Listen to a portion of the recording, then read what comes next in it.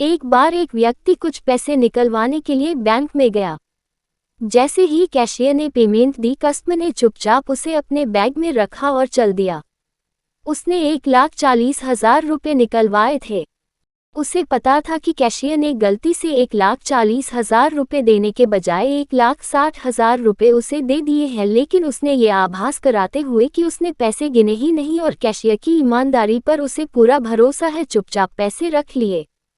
इसमें उसका कोई दोष था या नहीं, लेकिन पैसे बैग में रखते ही 20,000 अतिरिक्त रुपयों को लेकर उसके मन में उधेड़-बुन शुरू हो गई। एक बार उसके मन में आया कि फालतू पैसे वापस लौटा दे, लेकिन दूसरे ही पल उसने सोचा कि जब मैं गलती से किसी को अधिक पेमेंट कर देता हूं तो मुझे कौन लौटाने आता है। बार बार मन में आया कि पैसे लौटा दे, लेकिन हर बार दिमाग कोई न कोई बहाना या कोई न कोई वजह दे देता पैसे न लौटाने की। लेकिन स्नान के अंदर सिर्फ दिमाग ही तो नहीं होता, दिल और अंतरात्मा भी तो होती है।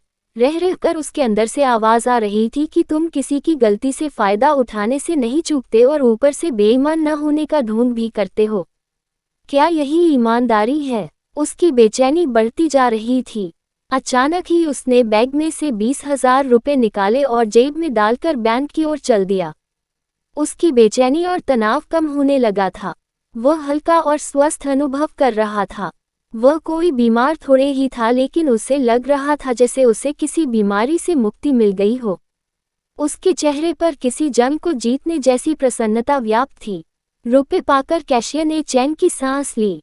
उसने कस्टमर को अपनी जेब से 1,000 रुपये का एक नोट निकालकर उसे देते हुए कहा, भाई साहब, आपका बहुत बहुत आभार।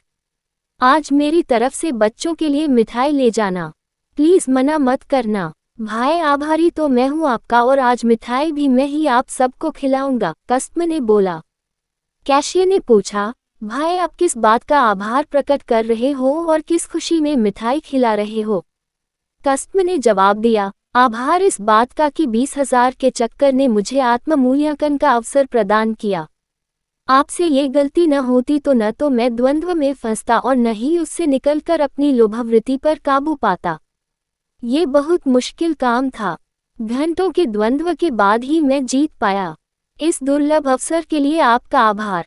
दोस्तों, कहाँ तो वो लोग हैं जो अपनी ईमानदारी का पुरस्कार और प्रशंसा पाने का अवसर नहीं चूकते, और कहाँ वो जो औरों को पुरस्कृत करते हैं। ईमानदारी का कोई पुरस्कार नहीं होता, अपितु ईमानदारी स्वयं में एक बहुत बड़ा पुरस्कार है। अपने लोभ पर काबू पाना कोई सामान्य बात नहीं। ऐसे अवसर भी जीवन में सौभाग्य से ही मिलते हैं, अतः उन्हें गंवाना नहीं चाहिए, अपितु उनका उत्सव मनाना चाहिए।